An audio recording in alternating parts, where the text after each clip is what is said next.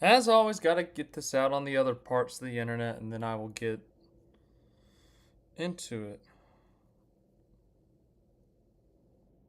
So I hope everyone's having a good evening. Happy Monday. Hope everyone's having a good day.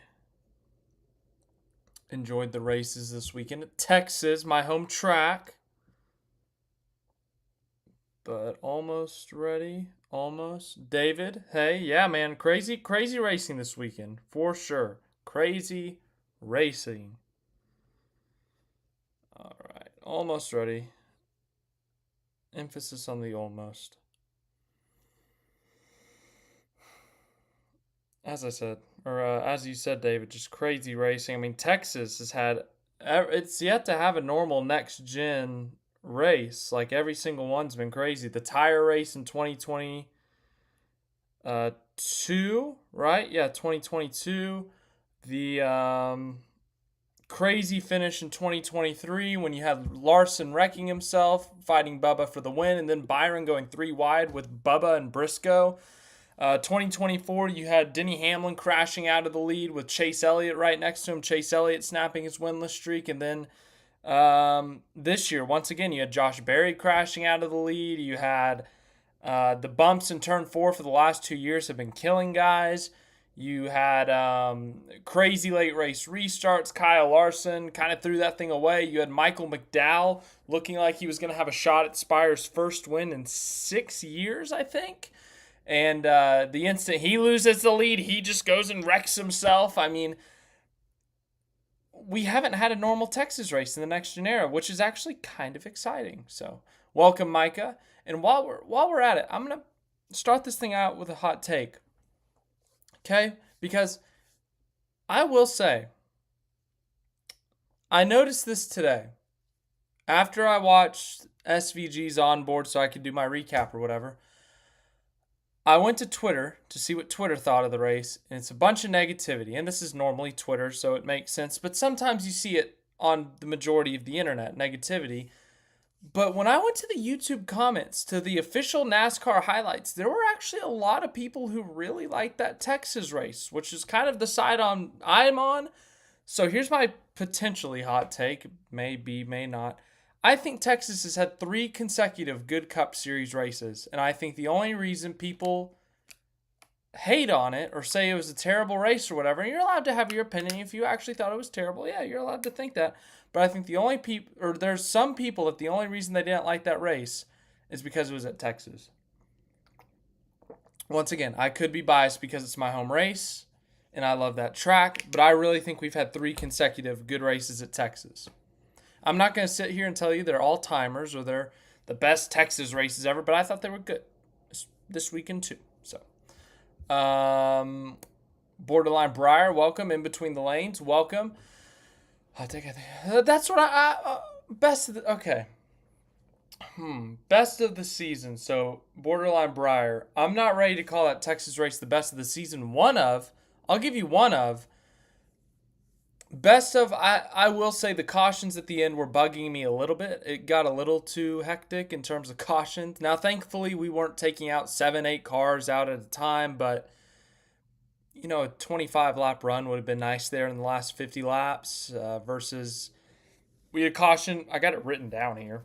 I think we had a caution with 48 to go. We had a caution with 35 to go, 30 to go, 24 to go, 13 to go, 6 to go whenever McDowell wrecked. So it would have been nice to get a medium run there somewhere in those last 50 laps, but I still thought it was a solid race. As I said, I'm not going to change that. And I listened to the first 30, 45 minutes of Denny Hamlin's podcast, and he seemed to think that the track kind of expanded out. Like that first stage, or the first part of the first stage, everyone was single file. Yes, I'll admit that was a little bit boring. No one could really do anything, but once the rubber got laid down or something, the track started to widen out and you had 2 true lanes that you could do or you could drive. And that made for some good racing. We saw people passing for the lead, passing for second. If you were better, you could pass people. Now, don't get me wrong. At times it was difficult. I mean, as I said, stage 1 was a rough one. I'll admit, stage 1 was not great. We saw Cody Ware holding up the field. The leaders, I might add. But for the most part after that, we saw Kyle Larson go up there and take the lead. We saw Joey Logano make a pass to win the race. We saw Ryan Blaney go up through the field. We saw Denny Hamlin chopping up through the field before his engine blew up. So it wasn't like early days of this repaved Texas where everyone sits in line. We see a guy lead 250 out of 334 laps. Like, we've had 3 good Texas races in a row, in my opinion. So, I don't know. I guess I'm asking everyone to back off of Texas because I've always been defensive of my home track. Other than the constant caution, am I the only one who thought the racing was... See, thank you, Micah. Like, Micah, okay, so this is a perfect example. As I said, I get on Twitter. Twitter's negative as always, and they're hating on Texas and blah, blah, blah. Turn it into a Walmart, whatever. But then I go to the official comments of the NASCAR highlights. And people in the comments were like, oh, that was a crazy race. That was a great race. So glad I watched it. So glad I got to go. And it was like positivity around Texas. I love it. So I don't know. I'll admit, yes, 2017 to 2021, we had some stinkers at Texas. The only decent race was probably that 2021 Austin Dillon one, and that race was horrid because it was like 150 degrees that day. I will never forgive NBC for making us sit in 100-plus degree weather in July in Texas and having a 2:30 start. That was one of the dumbest decisions ever. But outside of that, I couldn't tell you a single thing. Jimmy Johnson won the first one on the reconfiguration. I could tell you the winners. I can't tell you anything else. Genuinely couldn't until the next gen car. In that 2022 race, we had the tire problems and whatever, but we fixed that. 2023, we saw a 3-wide pass for the win. 2024, we saw unlimited chaos, it felt like, when we saw like 3 guys wreck out of the lead or fighting for the lead because of that big bump in turn 4. This year, the drivers had to adapt. They actually had to drive a little bit different around that bump. And I think we only saw 3 guys get bit by it. Kyle Busch, Chase Briscoe, Josh Berry. I think those were the only 3, whereas last year we had like 6 or 7. We saw Jimmy Johnson, Christopher Bell, Denny Hamlin, Michael McDowell, Bubba Wallace, I think. Like, we saw at least 5 last year. We only saw 3 this year. So, yeah, that's just my opinion. That's just my opinion on Texas. I'm going to defend that track aggressively every single time. But, yeah. Hello, Klaus NZ. Welcome. Mr. Spaceman 360. Welcome. We'll talk about you later. Talladega was just a weird ending. I'll agree with that, but I'll talk about Talladega a little bit later. Texas, I think it used to be one of the best tracks on the schedule, but once the reconfiguration hit, then it dropped a bit. But it's solid. And as Colonel Sanders here says, great name by the way, the asphalt is finally aging more, and the PJ1 stained on the track seems to finally be coming off. I remember that was a huge deal, the PJ1 or whatever. Everyone just went in the PJ1 line or whatever, and you couldn't do anything about it. But now that it's gone, and now that the track wearing, that gives it character. That gives us the bump in turn 4. That gives us the tough exit of turn 2 where we saw guys in the Xfinity series washing up the track and hitting the wall. We saw guys spinning out. Like, everyone had to actually drive the car. Everyone talks about how we want to see the drivers drive the cars and be able to make moves and have to actually wheel the thing. But then we get to Texas and they actually have to drive the car, adapt to the track, and wheel the thing. And a certain part of the fan base hates it. And I'm like, what? It's just what you asked for. So, the first however many 7 minutes of this live stream has just been me defending Texas Motor Speedway with my life. And some of you seem to be agreeing, so I'm happy. Thank you, Micah. Thank you, Borderline Briar. Thank you, everyone who defends Texas. It makes me happy. So, yeah, Chase Briscoe, if he was your pick, that pick went out early in between the lanes because Chase Briscoe, you don't have to. He finished 27th. He finished 19 laps down. I think we did 273, 271. Okay, so he finished 17 laps down because he crashed early in the race. Stage 2, I want to say, maybe. But yeah, if you had Denny Hamlin or Chase Briscoe as your pick, that was horrible. If you had them both in your fantasy lineup, that was horrible. You won't believe who had both of them in their fantasy lineup. It was me. We'll get to that in a minute. You guys see the tab over here, I'm sure. But yeah, Briscoe, just as I said, one of the 3 guys who just lost it off of turn 4. Hit that bump wrong and whipped around and crashed. Him, Barry, and Kyle Busch. Those were the big 3. Oh, in between the lanes. I remember last week when we came on here on Monday evening, or the Monday after, whatever we're going to say. I said that if Kyle Busch won in the 7-Eleven car, I would go to 7-Eleven about a mile down the street and I'd get a Slurpee. I'd eat, drink, whatever the Slurpee today. And when Kyle Busch got to 3rd with like 30 to go, I was like, oh man, he's a couple cautions away from getting a good enough restart, getting control of this race. And oh baby, Slurpee on Monday. And then I look up and he's crashing as soon as I start thinking about it. I was like, oh man, Kyle Busch. Yep. So now we've covered 2 of the 3 guys who just offed themselves in turn 4. But yeah, it looked like he was finally going to have a shot at winning. You know, that 8 team, they've looked really good at the 1.5s despite their struggles at the short tracks, despite their struggles at some other random tracks.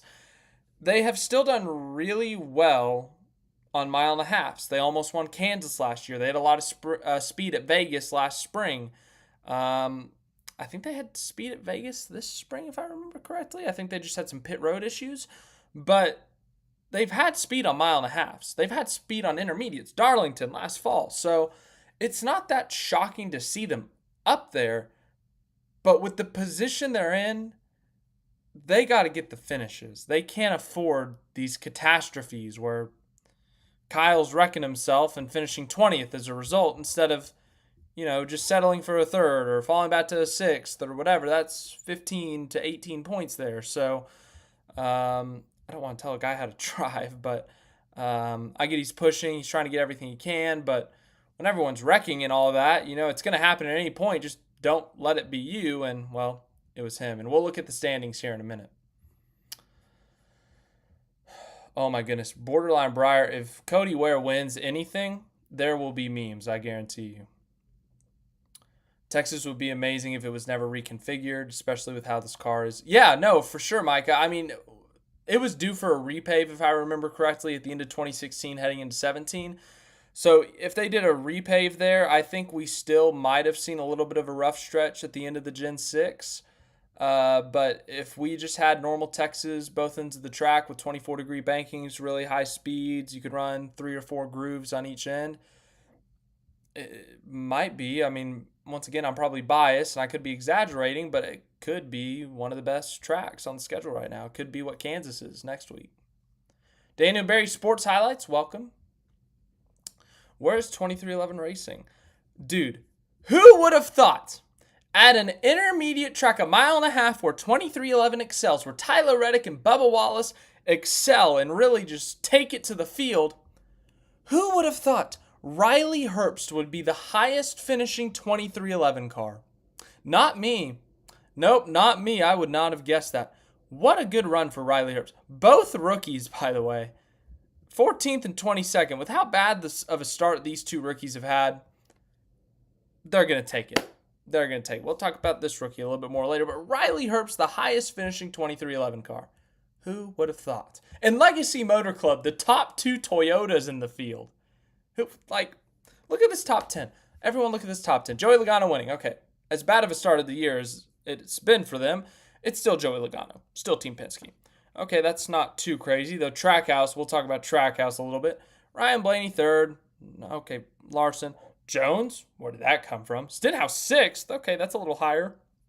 I could see him getting a 9th or a 10th. Dillon, same story. John Hunter, where did he come from? Okay, Christopher Bell out there. Suarez. I tell you what, I think, let me check this before I say it. I think Daniel Suarez might be the only driver who's gotten top 10. This was only our second mile and a half this season. He might be our only guy who finished top 10 in both mile and a half races. Because Barry did not finish. Priest did not finish. Byron did not finish in the top. Oh, Chastain. Okay, so that's two. Bowman, nope. Cindric, nope. Allmendinger, nope. Elliott, nope. So we only have two guys who have finished in the top 10 in both. Wow, that's kind of crazy. I don't know what just happened, but I just looked over here and there was some. What in the world? Why are there balloons? Where did those come from? Did I click something? That was weird. I looked over at my streaming and there was balloons, and I looked down here and there was Okay, I got distracted. Let's go back to this.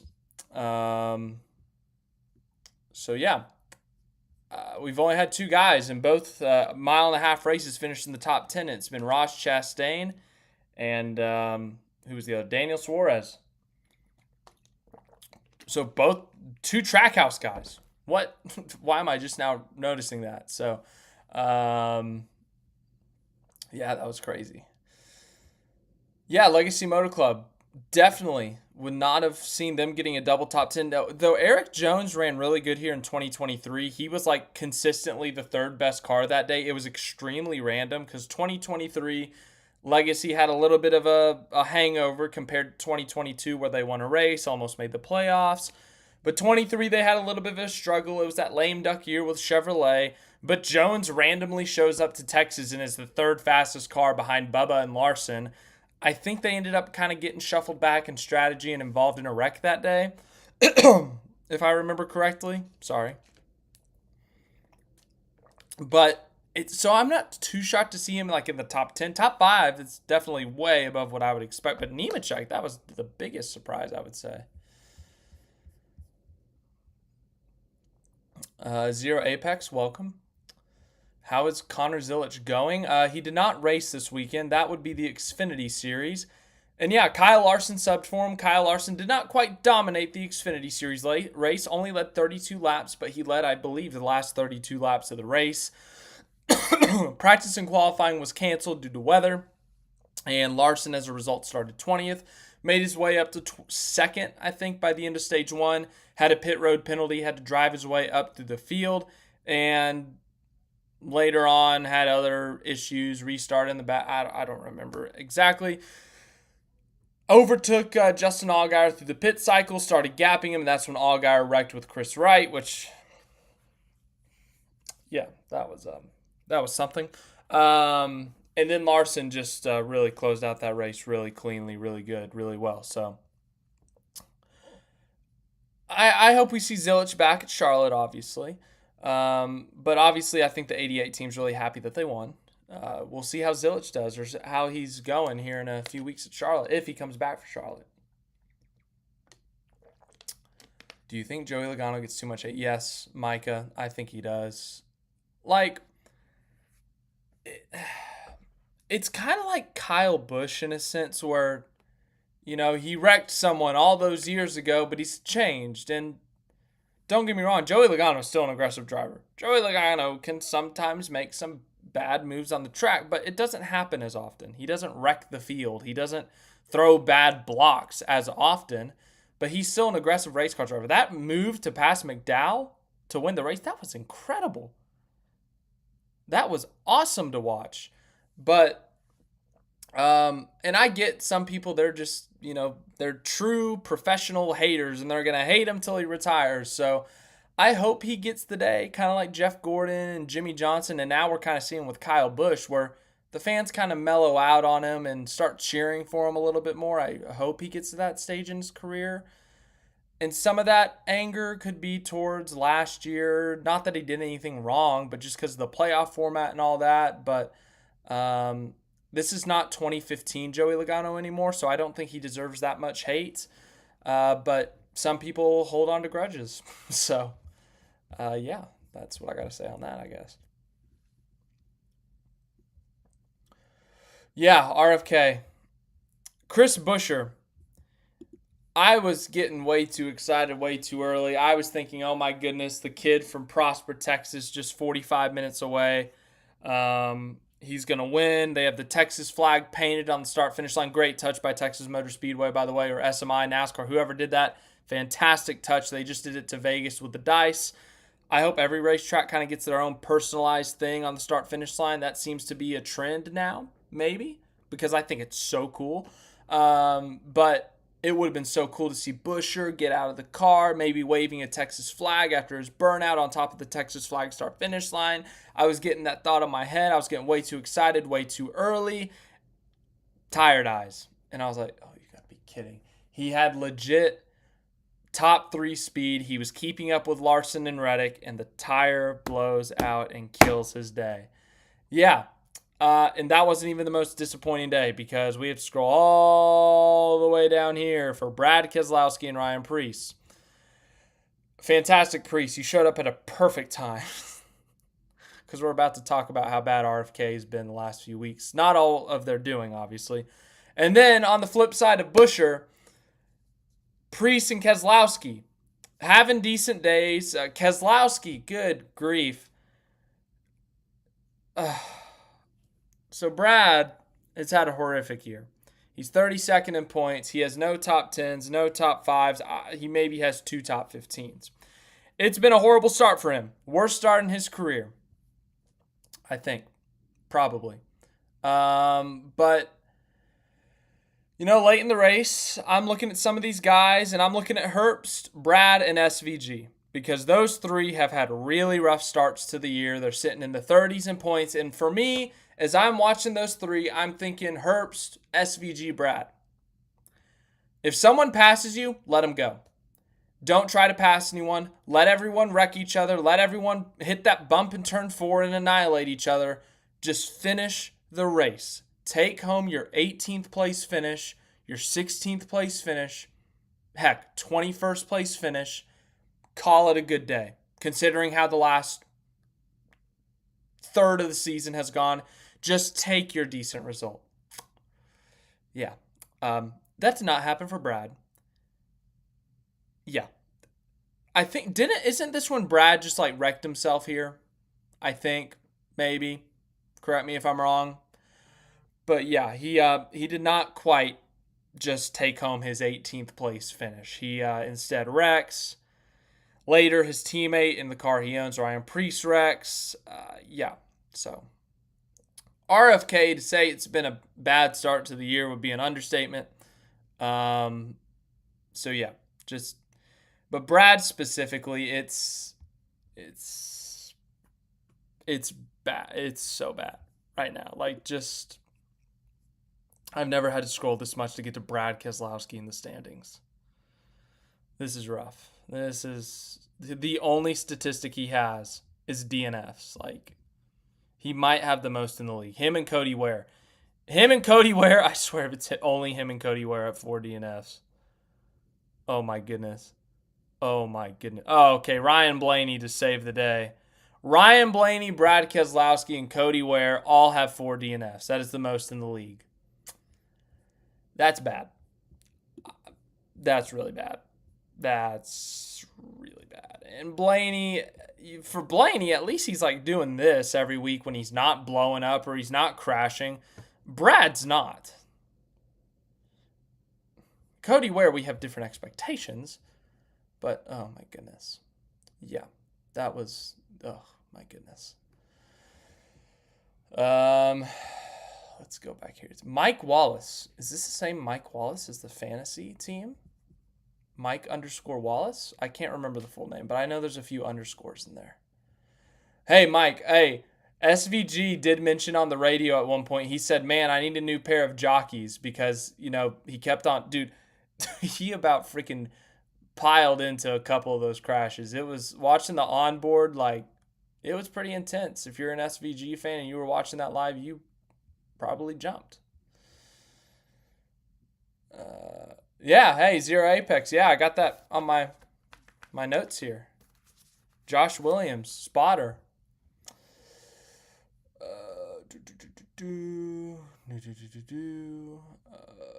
Yeah, we'll go through Xfinity in a minute, the standings and whatnot.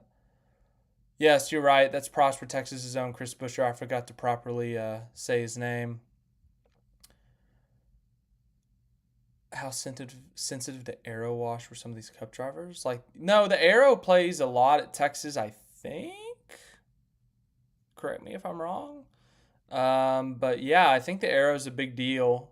So yeah, that's all I got. I'm not that big of a tech, mechanical, aerodynamical expert, but we hear all the time people talk about air, so it's got to be a factor somehow. Colonel Sanders says Brad might be washed. I think I said this last week or 2 weeks ago. I don't want to overreact to a third of a single season. But if it keeps on going like this, like, they might need to talk to him. Like, I get having a bad year. But a bad year for Brad in that car, if we come over to the standings, is like here, 22nd to 26th. I would say that's a bad year in that car. I would say for the most part, on average, they should expect to be 13th to 18th, which is Buescher's a little bit ahead of that, and Priest is in that range. Brad should not be in the 30s 11 races into the season. If this was like race 5 after a road course, a couple super speedways, and he's sitting here, I'd say, okay, he's going to rebound. He'll get a top 10 at whatever. He'll get a top 5 at Talladega, and he'll go top 10 everyone to death. Brother, he got 0 top 10s. So, yeah, I don't know at what point we need to be overall concerned for the rest of Brad, but let's give it 5 more weeks. I mean, for this season, he's got to win. He's no longer going to point his way into the playoffs. He has to win to make the playoffs, but a season can turn around. We saw it last year with Zane Smith. He was about here in the points. He was last, I think, in the points at one point. And we saw him rebound. We saw him get a bunch of top 20s, top 15s. Heck, he got a couple of top 5s. So they can turn it around. They can flip it. All it takes is one good race to get some confidence going. But as of right now, I am concerned. So yes, there we go. More talk of Brad. Oh, Denny Hamlin caught fire. Oh boy. You mess with the bull, you get the horns. Look at this. A few moments later, fire. Yes, this seems to be a common trend. I'm a Texas fan, and I think the whole horns down thing is hilarious, if we're being honest, just because I think it's hilarious when the majority of Texas fans don't actually care, but there is that portion that's like really loud and they pretend to get all offended or whatever. I think that part of the fan base is hilarious, but on the flip side, I think that the OU fans, the A&M fans, the Texas haters, I think when they like do it opposite, like go out of their way to do it, I also think that's hilarious, which is this case. But there always ends up being this where someone throws the horns down and then they collapse into a disaster or a giant ball of fire in this case. So I thought that was funny. Obviously, Denny really good at Texas, really good at the mile and a half. So he could have very well been a contender. Heck, he was Jamie McMurray's pick to win. But I just wanted to point that out. So, yeah, but yeah, Denny, bad day for him because he finished dead last. So, 73 whole laps completed. 1 whole point. Or is that points? Is that points? He led a lap? Oh, yeah, because he stayed out because of the miscommunication on the pits. So, he led a lap under caution. I forgot about that. Got beat by Chad Fincham, the 66 car. Tough day. Anywho. No, actually, in between the lanes, I did not. Oh, well, technically, they got the Chevy stand, and, you know, if you put in your email and fill out some questions, you get a free shirt. I do that every year. Don't tell Chevy, but I put in a fake email because I don't want to be spammed with a Chevy email. So don't tell Chevy, please. But we had some... do I want to do this now? Let's do it now. I have an announcement to make. All right, so here on my tabs, I have a picture of a bunch of fans. You may be wondering, Why are we staring at pictures of a bunch of random fans? Well, guess what you're gonna get to see on Wednesday. You are going to get to see a bunch of random fans. Now, obviously, they are not going to be like this. They are going to be NASCAR fans wearing their favorite drivers' t-shirts, their favorite drivers' hats, because we went out into the field and we interviewed some NASCAR fans. We talked to them about the state of NASCAR. We did a few questions, just some generic ones like who's your favorite driver, how many races have you been to, how many years have you been watching. But then we got into some of the more hard-hitting questions, some open-ended questions for fans to answer, like what do you think of NASCAR? And then the big heavy hitter was what do you think the state of NASCAR is, or what is the state of NASCAR? So I'm really excited to put this project together and to share it with you all. There's been so much just loud noise around NASCAR right now, whether it's fans screaming about the super speedway package, screaming about the next gen car, screaming about leadership in NASCAR, screaming about, I don't know, the design of the merchandise, whatever it may be. But it's all like on the internet. You see people typing on Twitter, I hate this person so much, I hope they step on a Lego, but they're not actually showing their face. So we went out and we talked to people with faces at the track to see what they had to say. So I'm really excited. I think we talked to 17 or 18 people.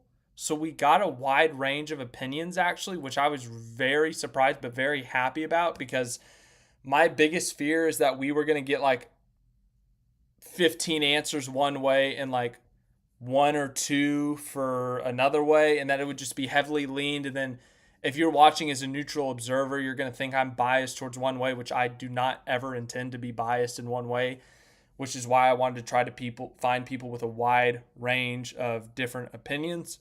So I'm very excited about this. I'm very excited to share it with you all.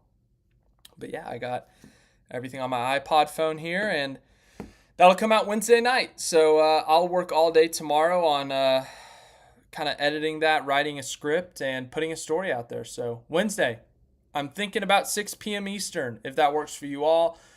I'll do a more proper announcement in the post. Heck, I might just clip this and make it a video as the announcement, but I'm really excited to show you guys. We talked to some really smart race fans, some really educated race fans, and yeah, it's going to be really cool. Really looking forward to it. So that's why I had this tab of random fans. Now we can go away. That's for later. We're not ready for that one yet. But yeah.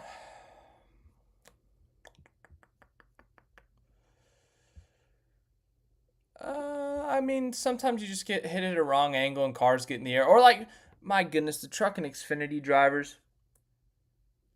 When you see one person drive into the grass, destroy their front end, and go airborne and catch on fire, you would think that the rest of them would say, oh, maybe it's not a good idea to go through that grass. But about 3 or 4 other people did it. I get that they're learning. This is a learning series for them, but when it rains and the grass is drenched in water and it's chunks of mud, you would think that they would watch that 2014 highlight of Dale Jr. on lap 6 or whatever, cutting through the grass and destroying his car and catching on fire, and they would say, maybe I shouldn't do that. But no, 3 or 4 of them decided to do that. Anywho, I did not know that in between the lanes. 21 consecutive finishes on 1.5-mile tracks for Hamlin. I did not know that. Wow. That's really impressive, especially in the next gen, when some of these wrecks are like pile-ups and stuff. That's just really impressive. Yeah, man, Chad Fincham, that 66 team, you got to give them credit.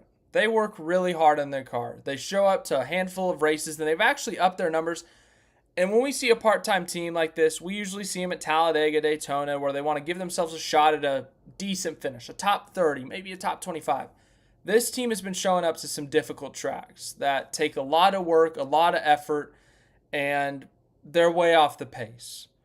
They were actually having a somewhat decent day, I would say, and they got caught up in someone else's wreck, unfortunately.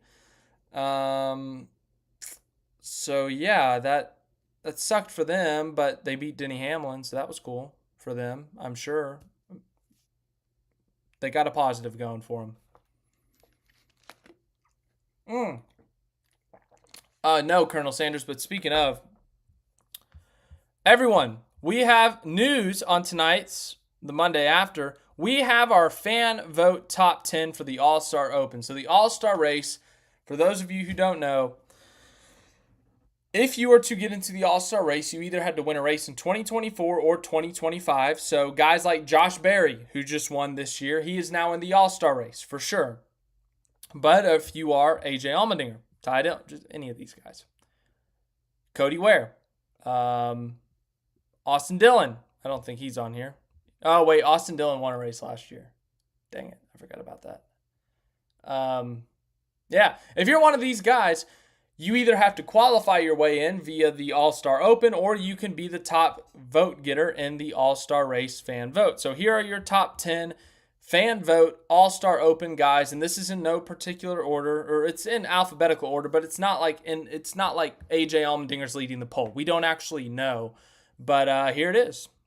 So make sure to go vote for your All-Star person. If you have a favorite driver, if you're an AJ Allmendinger fan, go vote for him. Ty Dillon, go vote for him. Ty Gibbs, SVG, go vote for him. Noah Gragson, Bubba, Fantastic Priest, get on that. Michael McDowell, Eric Jones. Eric Jones seems to be a popular driver. He wins this one a lot, the fan vote. Carson Hocevar. Honestly, this is going to be a tough year to win the fan vote because think about it. You got a Joe Gibbs racing driver. Now, he could go out and win Kansas, and so could Bubba, and then, they're immediately out of this thing. Bubba's got a good fan base. SVG's got some popularity over here. Eric Jones has a good fan base. And Hocevar's picked up a lot of fans. So if I had to guess right now, I would think Bubba, Hocevar would be 2. Gibbs, Gibbs, Jones, SVG, Gragson, McDowell, Allmendinger, Priest. Is that it? I think that's it. I could be wrong, though. I don't know. That's a complete guess.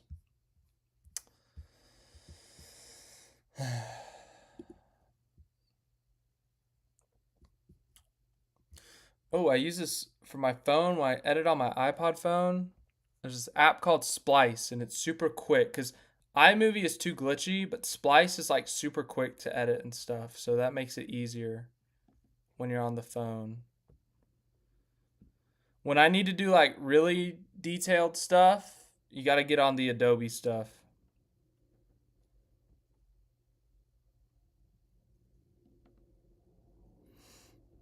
But yeah.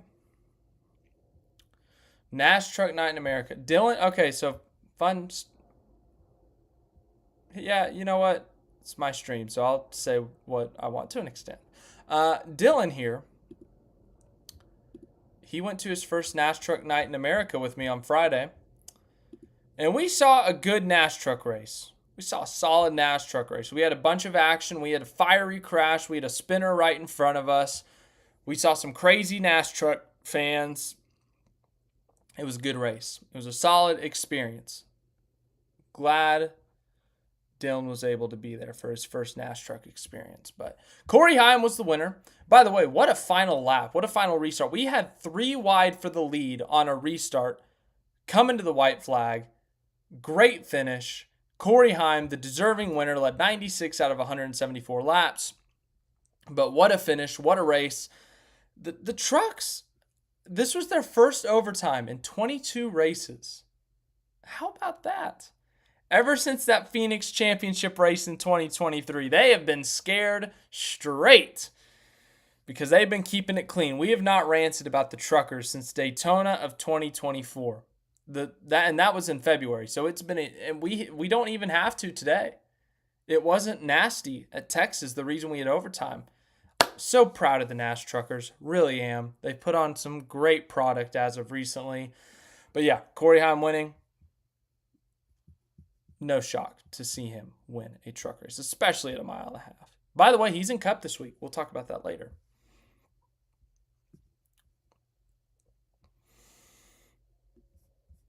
Yeah, we've talked about Sawalich a good bit the last couple of weeks. If we go to the standings here, no, this is my standings tab. Yeah, it's been bad. I beat the dead horse already. He's behind his teammate that's part time, and he's got a bunch of DNFs. Like, I don't know what else to say at this point. I've said it for the last 3 weeks, so you can continue your debate in the comments. But we've kind of, as I said, we've kind of beat that dead horse with Sawalich. We're about to that point with Brad too, honestly. But anywho.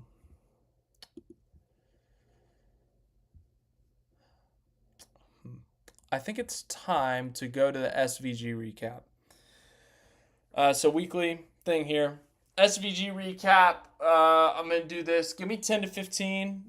I'll do my SVG recap. Then we'll crop it. Then we'll put it in video form. It might be a little bit longer this week because I want to talk about a little bit more Trackhouse stuff because Ross Chastain directly addressed it after the race. So, yeah. Let's do it. First, we have to get to... Oh, we'll get to that later. I don't think I pulled up SVG's Twitter today. Give me a second. Did SVG even tweet about the race this week? I think he did. Yeah, he did. I think. I don't know.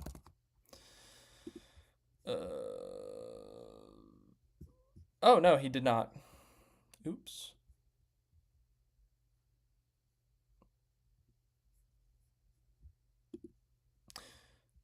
I'm just going to go with the race result. We're just going to do that. Okay. All right. SVG recap time. All right. Okay. Oh, I should turn the screen back on. That would be smart. Oh.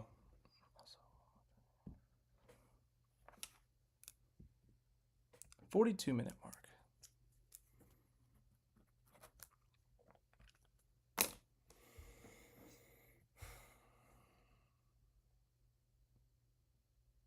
Survival or survived.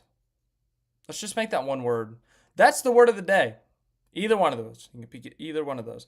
Last week we were at Talladega, and usually that race is about survival where everyone's wrecking and crashing, and you got to dodge all these wrecks to survive and get a decent finish. Well, that was Texas Motor Speedway this week. Texas in the next gen era has been full of crashes, spins, wrecks, pileups, you name it. It has been a sketchy track. Turn 4, there's a giant bump. Turn 2, people can't get off of it. But hey, it's about survival. That's what Texas has turned into. My home track, by the way, just 15 minutes down the road for me. But let's get into it. Shane Van Gisbergen's first ever Cup Series race at Texas Motor Speedway. He has an Xfinity Series start here, finished somewhere in the teens, I think. Correct me if I'm wrong there. But yes, we are doing this in the live stream. Within the live stream, I will crop this and then I will put this into video form, which is what you're probably seeing if you clicked on the video, I guess. We got to move on. 1.5 mile track, which is equivalent to 2.41 kilometers. Texas is a unique 1.5 miles though, because most 1.5 miles we see like high banking on both ends, like 20 degrees, 24 degrees, whatever it may be. Texas has two completely different sets of corners. 1 and 2 is 20 degrees. 3 and 4 is 24 degrees. Sometimes it can be single file, but sometimes the track widens out and you can get 2 lines and you can actually make some passes. And we actually saw a good bit of that yesterday. SVG qualified 37th for this race. And he's talked about in the past how he's kind of struggled at figuring out qualifying in this Cup car. Said something about the tire.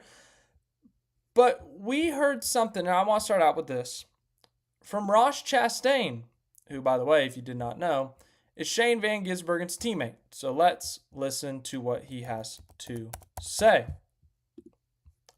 Really hope I don't get copyrighted for this. Work all day long and battle through. A great result at the end, though. Yeah, that's a working class day. That's enough reason to go to Tootsie's next time I'm in Nashville. I want to head straight there. Gosh, that's a working day. Just no confidence in the car yesterday, and y'all saw that. And just the speed of the Trackhouse cars on Saturdays is just terrible.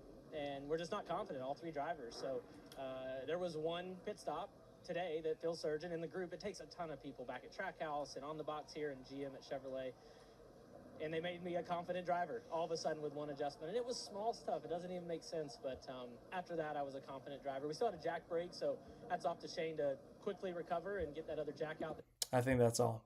I think that's it. But, yeah, so you heard Chastain talk about kind of the lack of confidence they've had in terms of the speed of their cars, and that's really been a trend for Trackhouse this year. We've discussed it a little bit in live streams when we have 10, 15 people here, and you know, if you come back and watch on the replay, great. I haven't done this in video form, but we're going to do that right now.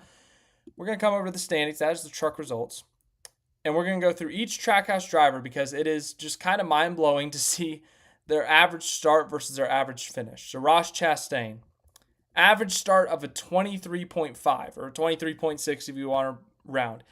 His average finish is 10 positions better. 10 whole positions. So, yeah. And when we go to his race by race, his best start is 9th in the Daytona 500. And Coda, he 9th as well. But look at this. 31st. 3 straight starts of 30th or worse. 25th, 17th, 25th, 19th, 24th, 33rd. Qualifying has been horrible. Now let's go to Suarez. Okay, we got to go back one more time. When we go to the 99, we go to Suarez. Doesn't get much better. Average start, 25.9. Average finish, 19.7. So 6 positions better. So the average start has not been good. Now we go to SVG. Average start, 30th. Average finish, a few positions better, and we've talked about his finishes through the year and whatnot. So, yeah, and the average start, Coda is very much helping there because outside of that, 37, 36, 36, 36, 33, 35, 28, 29, 30, 26. So, like, the average start's been pretty rough for him, too. And part of that for him is just learning and whatnot. But obviously, as I said, Trackhouse qualifying speed has been horrid. But back to the race. Let's get into this race, shall we? So, Texas Motor Speedway. Crazy race. Track. You can wreck it anytime. It's chaotic. Anywho. First Cup Series start there. First report. Lap 19. The radio was pretty quiet outside of the spotter, Josh Williams, who we will talk a lot about. Came on the radio and said he was tight. Yeah, exciting stuff here.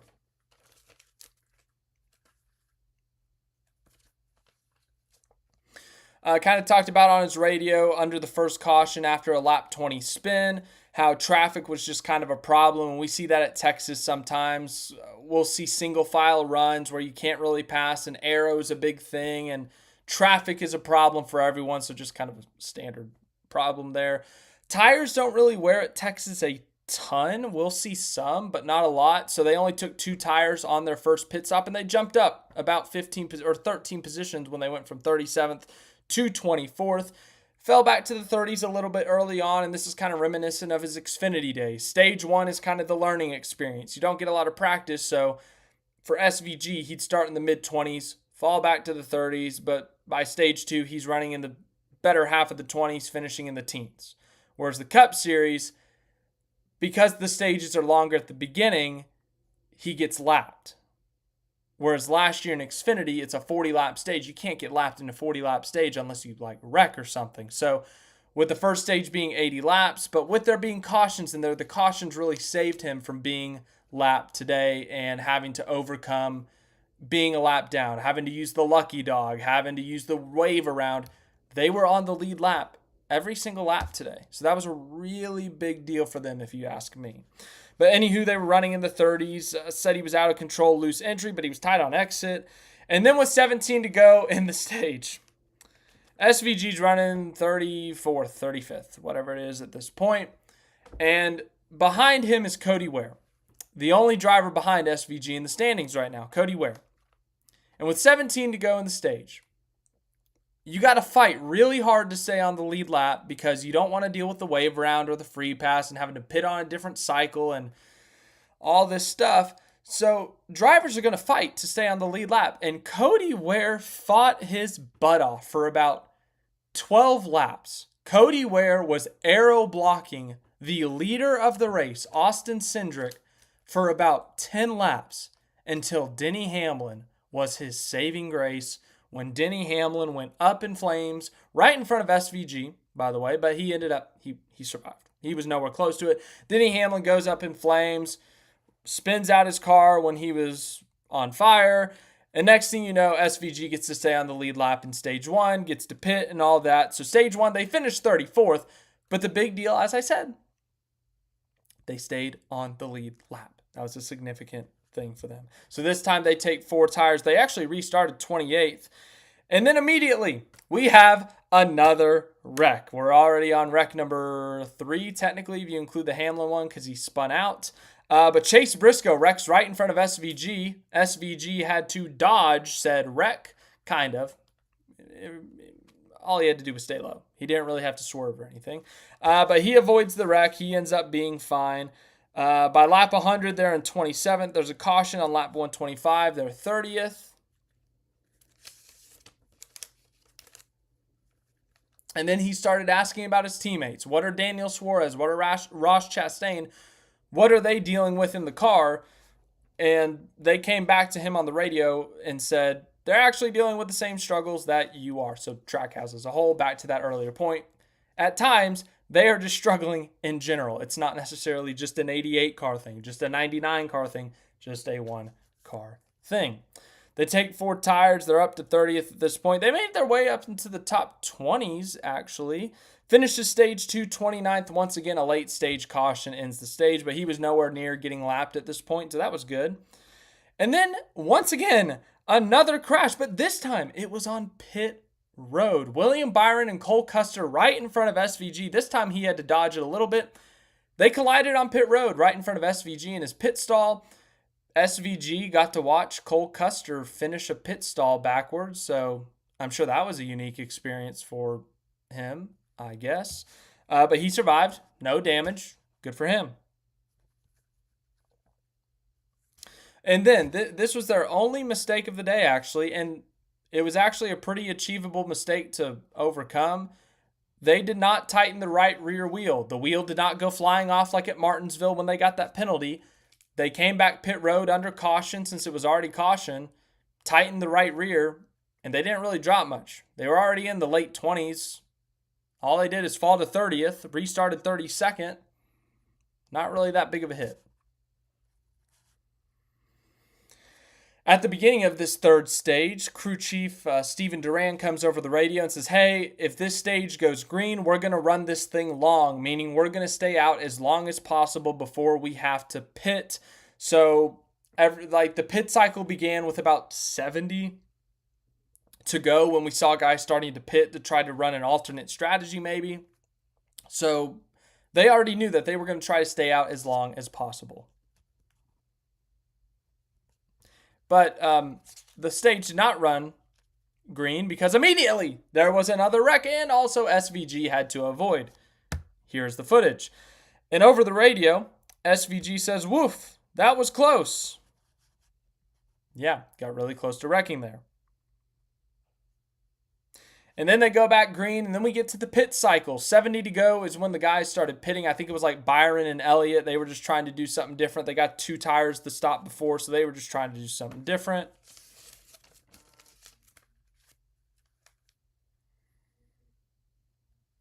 And then with 48 laps to go here we go.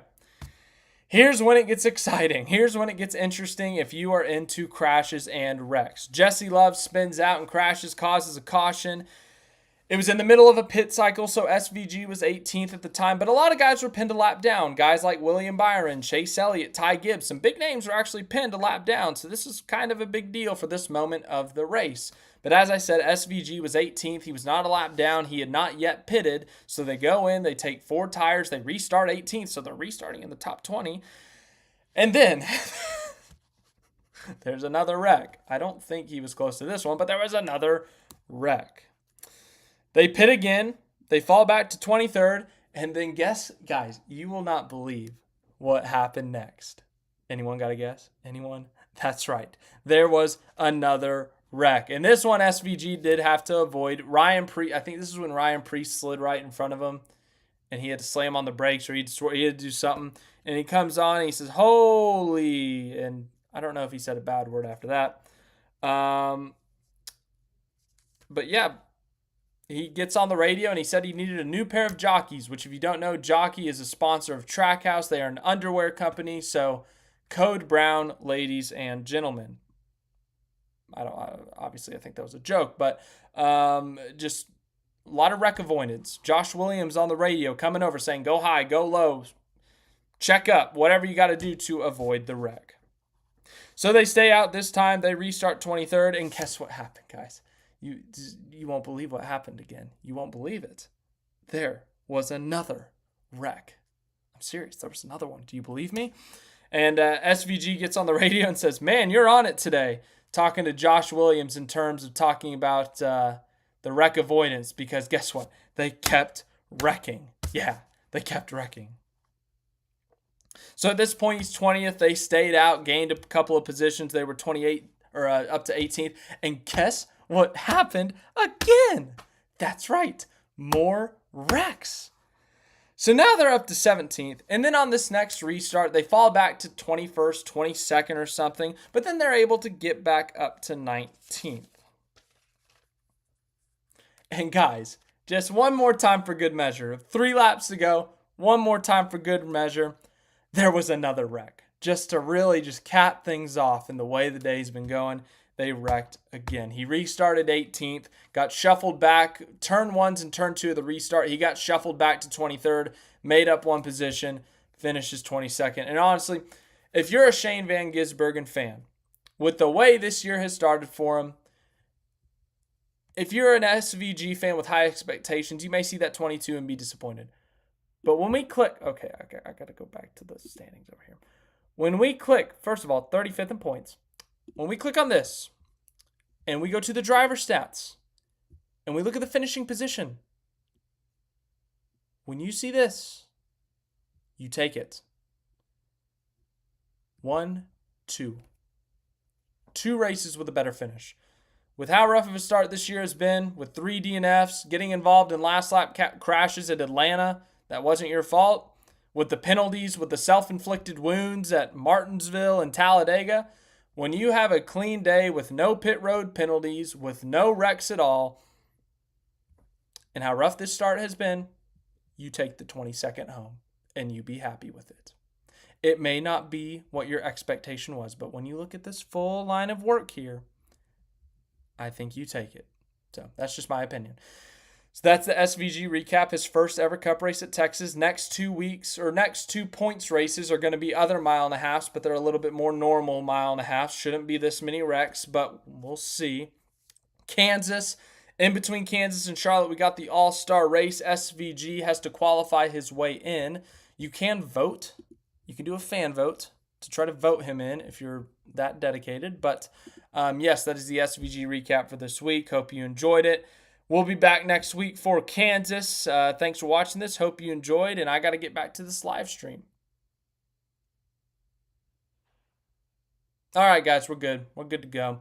I really hope I didn't get copyrighted for that showing that Chastain clip. I guess I could theoretically check, because if I got copyrighted here, I'm going to get copyrighted there. Let's see here. Let's go to my studio. Content. Live.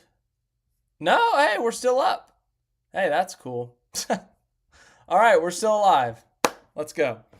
But thank you guys every week. Thank you guys for dealing with that. We got a good bit. We got a good chunk of SVG fans who follow the channel. So just want to get them their SVG content for the week. So, yeah.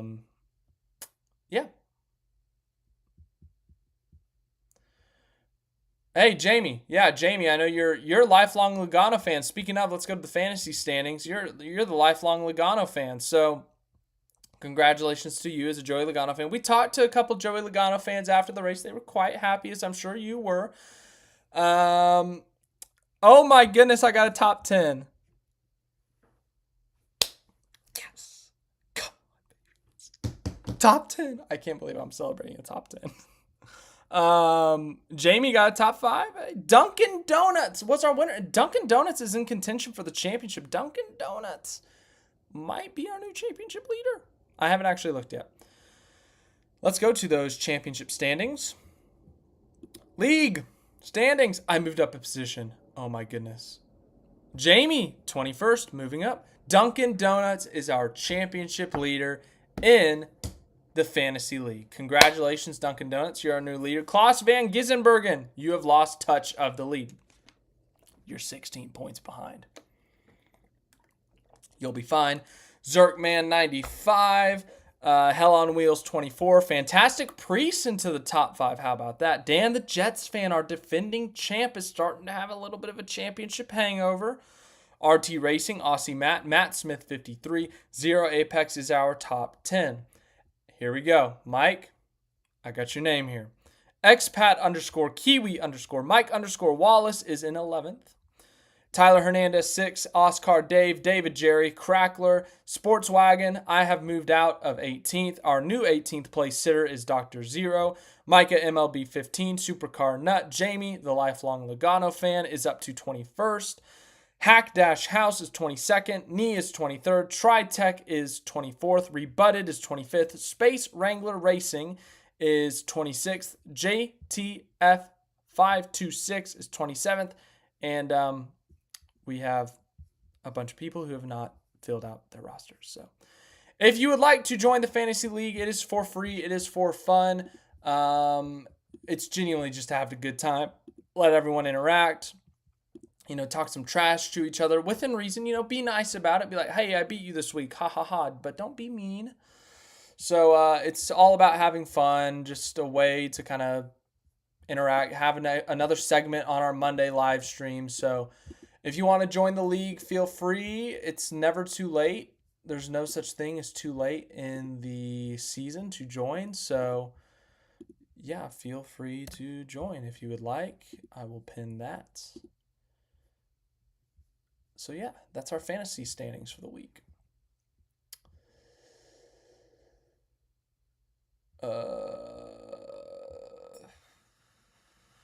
Max says it's the worst start to SVG's career in his whole motorsport career. Well, yeah, I'm assuming that, he had a really successful supercars career. I don't know how his supercars career went year by year, but I'm assuming he was not 35th in the standings. I'm going to take a wild guess. Where are the standings? So they are.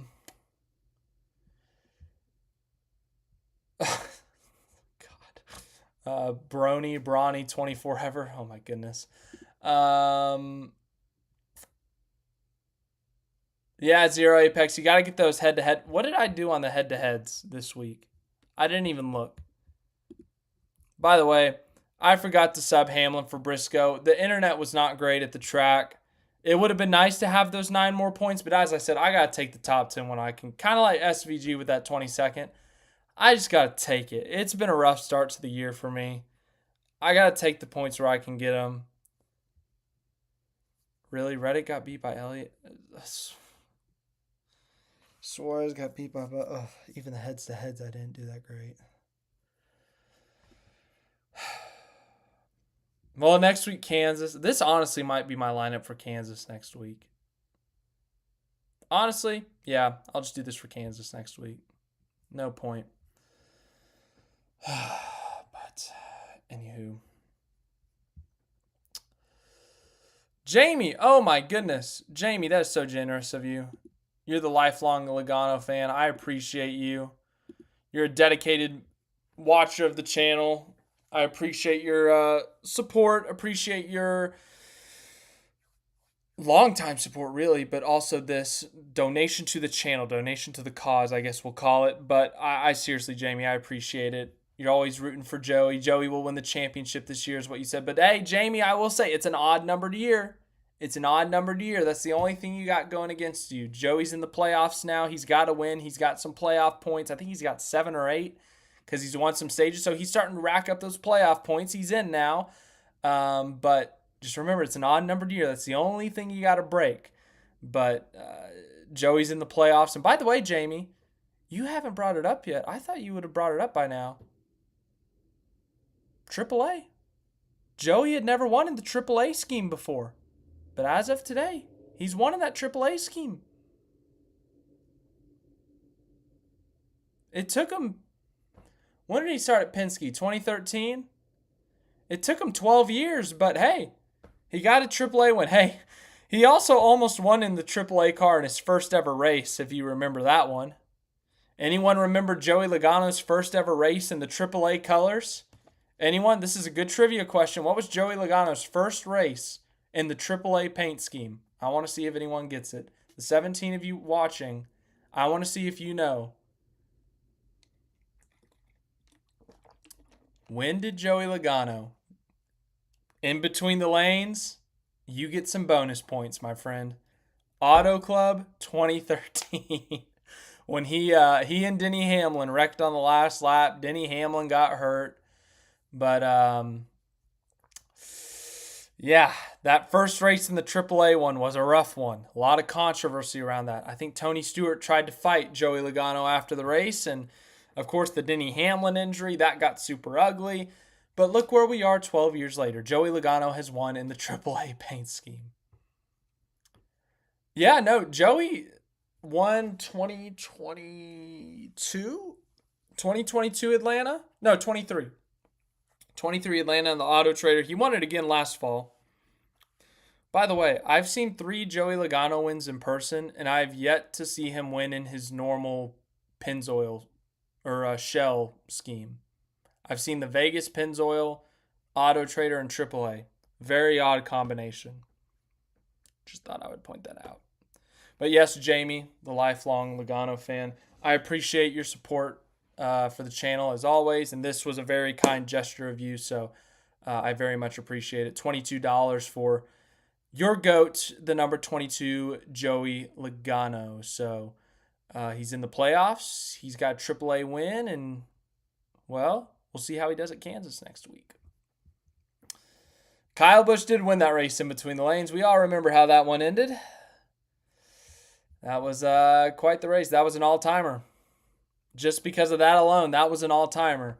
Logano and Hamlin take each other out, kind of start their rivalry. Logano's first year out of Gibbs. I think Kyle Busch said in an interview that Hamlin and Logano never got along at Gibbs or something. I could be wrong there, so don't quote me on that or anything. I think it was that Kyle Busch story they released a few days ago, but that started their own mini rivalry. Obviously, Logano and Hamlin have had their flare-ups over the years. 2019 Martinsville. Where else have they had issues? They've had issues. They had a lot of issues over the years, as we all know. So, let's see. Ooh. Oh, yeah. Speaking of Joey Logano, you may be looking at this random picture of Austin Cindric with Joey Logano in the background, giving a thumbs up. Why are we looking at this picture? If you remember last week at Talladega, Chipper Jones, Baseball Hall of Famer, went on a Twitter rant about Joey Logano and how much he cannot stand Joey Logano. Well, Joey Logano wins this week's race, and Chipper Jones says, "Congratulations to Joey Logano. A Hall of Fame driver with a masterful win. This is what NASCAR fans expect from you. Hard-charging wins and gracious top 5s and 10s. Well done." We are so back at Joey Logano. Oh my goodness. Just what a range of emotions for Joey Logano and Chipper Jones the last 2 weeks. So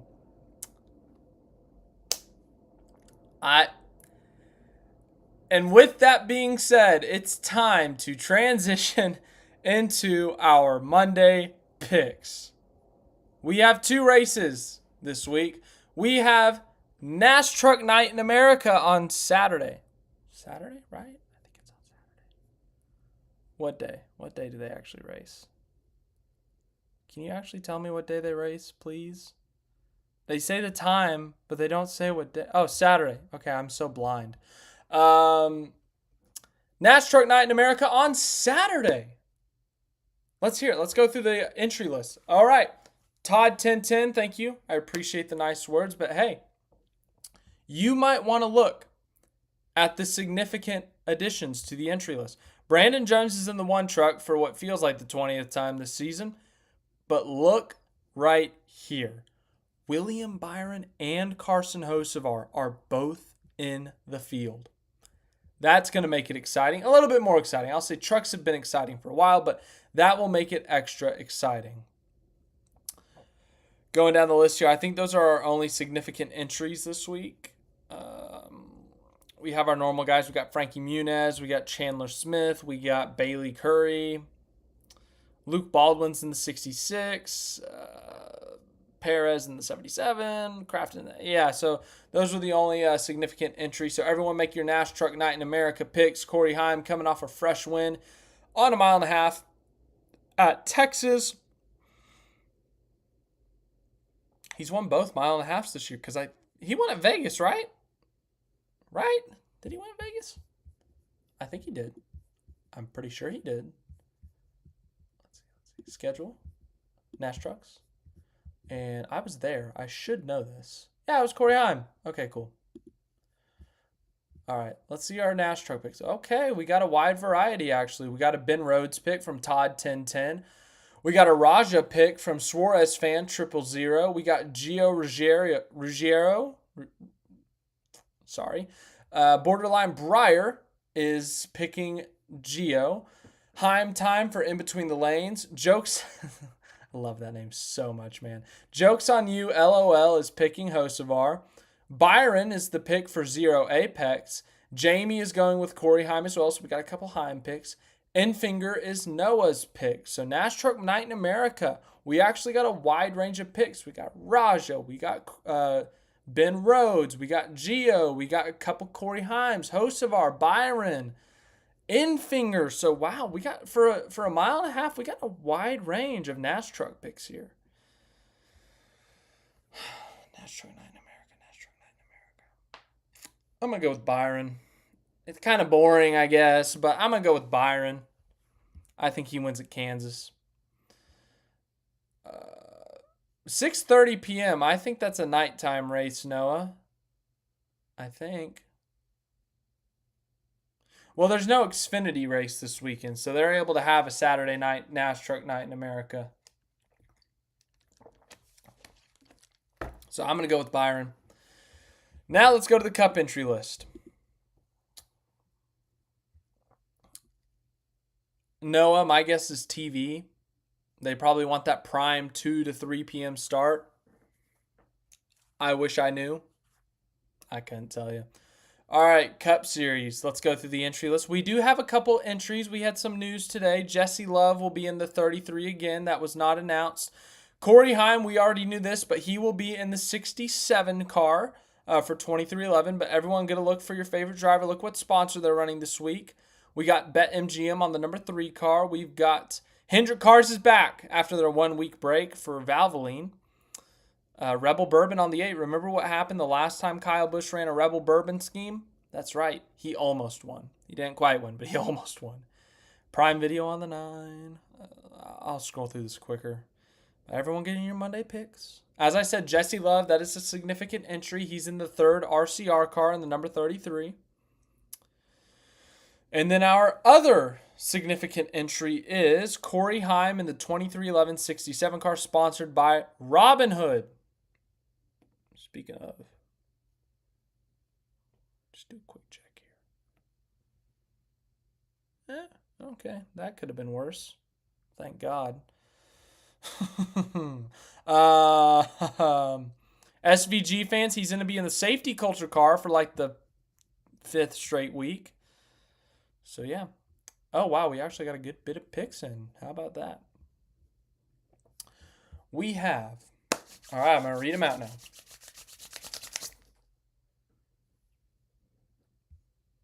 Ross Chastain is Noah's pick. Zero Apex is saying Hamlin, Byron, Bell. I'm assuming that's in order. So, Zero Apex, I'm marking you down as a Hamlin fan unless you say otherwise. Or not a Hamlin fan, a Hamlin pick unless you say otherwise. Borderline Breyer is going with Prosper, Texas' own Chris Buescher. I somehow have a fan. That fan, Nikolai P. Culp fan 2000, is going with Kyle Larson. Suarez fan 000 going with Suarez. Very surprising. Todd 1010 going with Stenhouse. Hey, Todd 1010, after how good Stenhouse was last week, top 10 at Texas. You never know. In between the lanes is going with James Dennis Allen Hamlin or C. Bell. David is going with Texas. I think he's talking about last week's race, obviously. Joke's on you, LOL. The joke is always on me, my friend. Austin Dillon, Noah. You already picked Chastain. I'm not falling for that. Joey Logano back-to-back is Jamie's pick. Jamie, the lifelong Logano fan, by the way.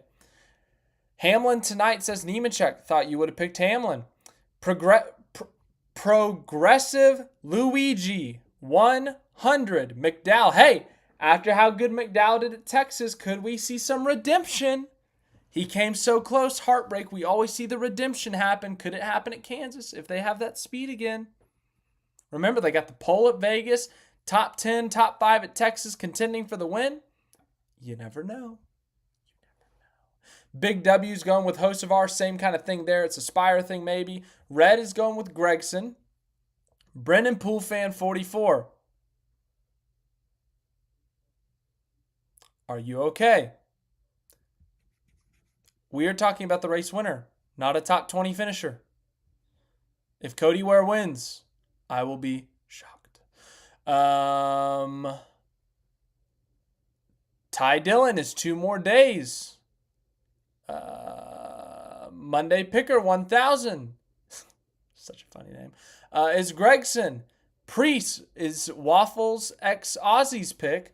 Greg 1010 is Allmendinger's pick. Zero Apex did confirm Hamlin for the win. Brad is Big Bang 100's pick. Hold on. Something popped up. Why is that popping up? Hello. Why are you doing this to me? Why now? Ooh. Should probably turn that off. It's saying my thing is slow again. Dang it. Why? Why are you like this? I just got to make sure this is working real quick. Aha. All right. It's working. It's back again.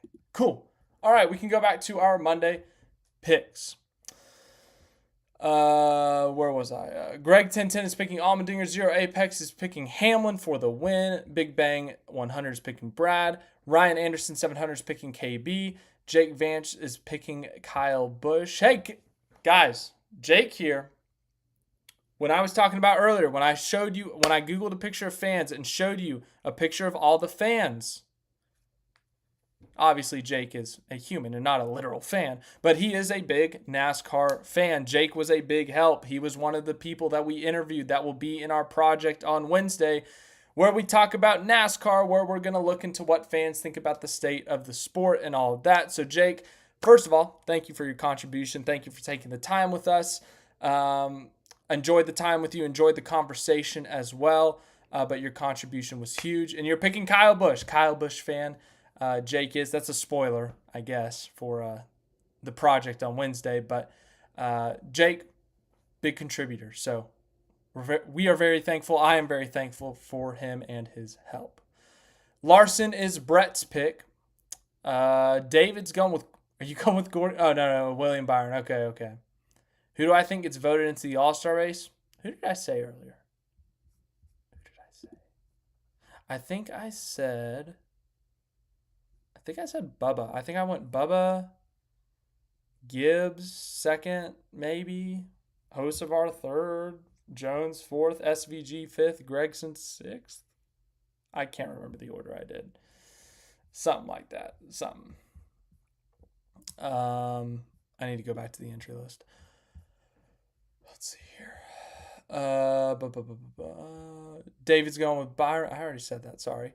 Stefan Daniels Jr. is going with Elliott. Daniel Milton 100 is going with Bowman. Borderline Breyer. It's not that extreme. I mean, we had Brendan Poole fan 44 up here picking Cody Ware, but anywho. All right, time to make a Monday pick. We've had a lot of names said. We've had a lot of people picking.